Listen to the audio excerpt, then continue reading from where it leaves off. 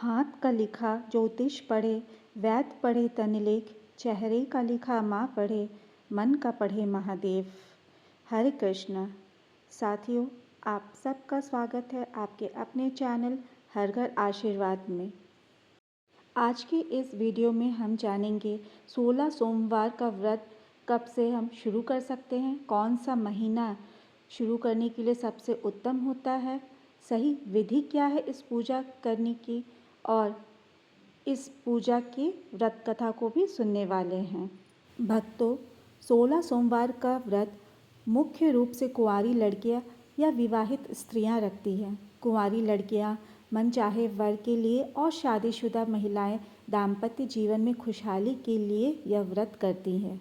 यह व्रत करने से महादेव और देवी पार्वती दोनों का ही आशीर्वाद प्राप्त होता है। लेकिन इस व्रत का संकल्प लेने का उत्तम महीना कौन सा होता है, इसकी विधि क्या है, इसकी सारी जानकारी हम सुनने वाले हैं।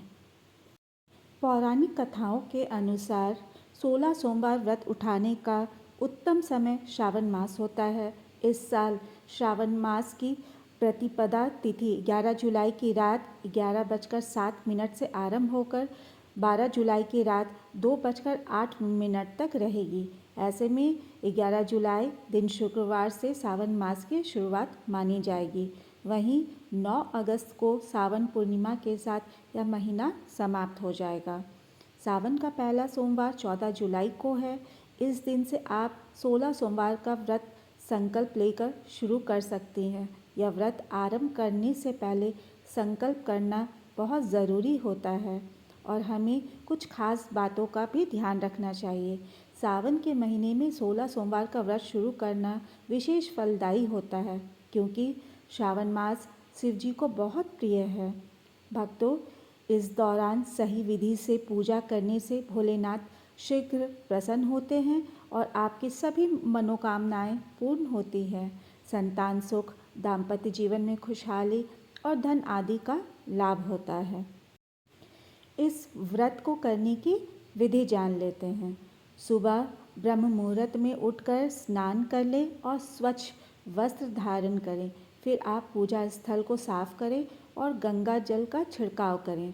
शिवलिंग को गंगा जल से स्नान कराएं, फिर दूध से नहलाएं। इसके बाद शुद्ध जल से धोकर साफ कर लें। तत्पश्चात आप शिवलिंग पर बेलपत्र, धतूरा, सफ़ेद पुष्प, भस्म, मिठाई और गाय का दूध अर्पित करें। पूजन के दौरान ओम नमः शिवाय मंत्र का 108 बार जाप करें या फिर आप शिव के 108 नाम का भी जप कर सकते हैं। अब आप शिव चालीसा का पाठ करें और अंत में शिव आरती के साथ पूजा का समापन करें। पूजा के अंत में हाथ जोड़कर भगवान शिव से अपने और अपने परिवार की सुख, समृद्धि और शांति की कामना करें। इस दिन दान करने से भी शिव जी प्रसन्न होते हैं। इस समय ध्यान, जप, व्रत और दान करने से आध्यात्मिक शुद्धि होती है और पूर्व जन्म के सभी पाप नष्ट हो जाते हैं। श्रावण मास में व्यक्ति शारीरिक, मानसिक और आध्यात्मिक उत्थान के लिए बहुत ही लाभकारी होता है। माना जाता है इस व्रत को सबसे पहले माँ पार्वती ने स्वयं आरंभ किया था। भक्तों, अब हम सुनेंगे 16 सोमवार व्रत कथा। एक समय श्री महादेव जी पार्वती के साथ भ्रमण करते हुए मृत्युलोक में अमरावती नगरी में आए। वहाँ के राजा ने शिव मंदिर बनवाया था जो कि अत्यंत भव्य एवं रमणीक तथा मन को शांति पहुँचाने वाला था। भ्रमण करते समय शिव पार्वती भी वहाँ ठहर गए। भक्तों, पार्वती जी ने शिव जी से कहा, हे नाथ, आओ आज इस स्थान पर 64 पासा खेलें। खेल प्रारंभ हो गया। शिव जी कहने लगे, मैं जीतूंगा। इस प्रकार उनकी आपस में वार्तालाप होने लगी। उसी समय पुजारी जी पूजा करने आए। पार्वती जी ने पुजारी जी से कहा, बताइए जीत किसकी होगी। पुजारी जी बोले, इस खेल में महादेव जी के समान कोई दूसरा परनागत नहीं हो सकता, इसीलिए महादेव जी ही इस बात जी को जीतेंगे। परंतु हुआ उल्टा, जीत पार्वती जी की हुई। अतः पार्वती जी ने पुजारी जी को कोढ़ी होने का श्राप दे दिया कि तूने मिथ्या भाषण किया है। भक्तों, उसके पश्चात पुजारी जी कोढ़ी हो गए। शिव पार्वती जी दोनों वापस चले गए। कुछ समय पश्चात अप्सराएं पूजा करने आई। अप्सराओं ने पुजारी जी के उसके कोढ़ी होने का कारण पूछा।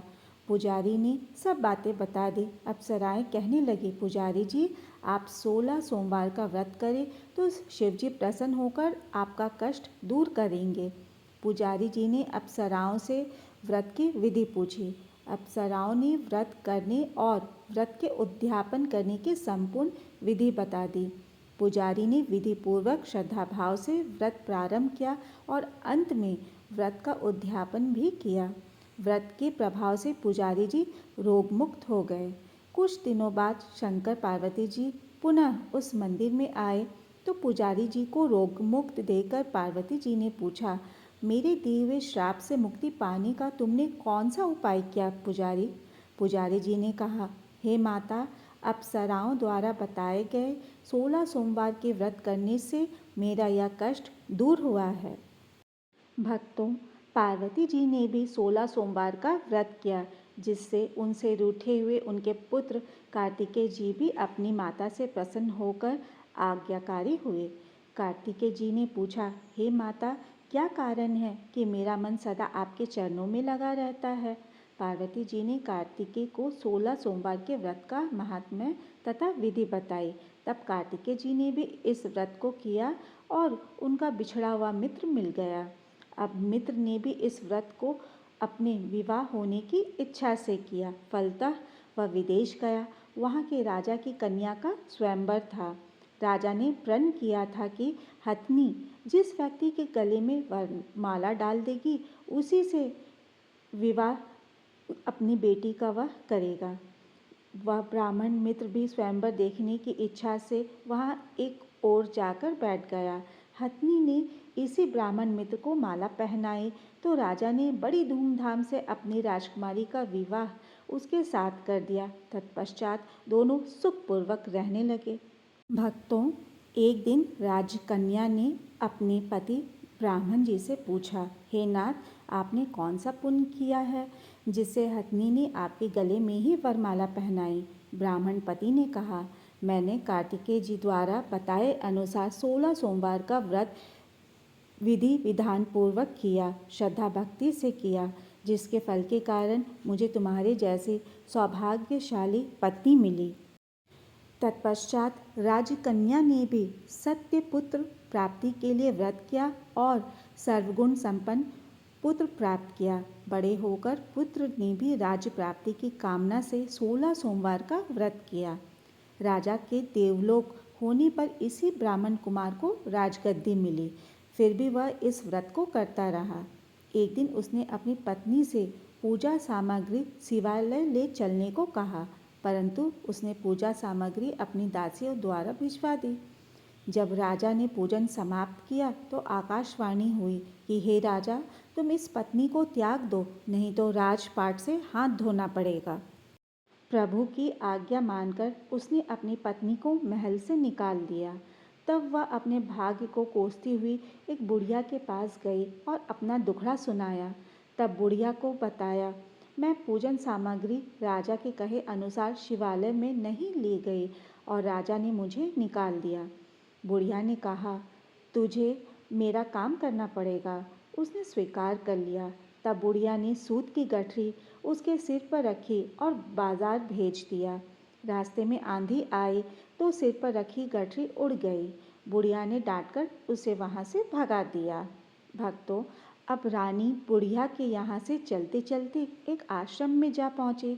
गोसाई जी उसे देखते ही समझ गए कि यह उच्च घराने की अबला विपत्ति की मारी है। वे उसे धैर्य बंधाते हुए बोले, बेटी, तू मेरे आश्रम में रह, किसी प्रकार की चिंता मत कर।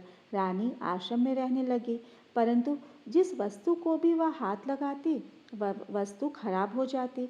यह देखकर गोसाई जी ने रानी से पूछा, बेटी, किस देव के अपराध से ऐसा होता है? रानी ने बताया कि मैंने अपनी पति की आज्ञा का उल्लंघन किया और शिवालय में पूजन के लिए नहीं गई। इससे मुझे घोर कष्ट उठाने पड़ रहे हैं।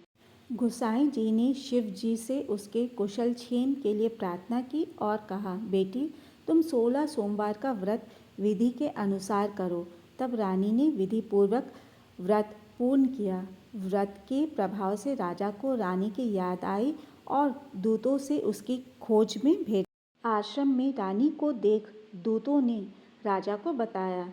तब राजा ने वहां जाकर गोसाई जी से कहा, महाराज यह मेरी पत्नी है, मैंने इसका परित्याग कर दिया था, कृपया इसे मेरे साथ जाने की आज्ञा दे। शिव जी की कृपा से प्रतिवर्ष 16 सोमवार का व्रत करते हुए वे आनंद से रहने लगे और अंत में शिवलोक को प्राप्त हुए। अतः 16 सोमवार व्रत कथा समाप्ति। कथा सुनने के पश्चात शिव जी की आरती अवश्य करें। भक्तों, इस वीडियो को अवश्य लाइक करें और पुण्य का भागीदार बनें तथा इसे अपने रिश्तेदारों तथा दोस्तों के साथ अवश्य शेयर करें और इस चैनल को सब्सक्राइब करना न भूलें। हरे कृष्ण।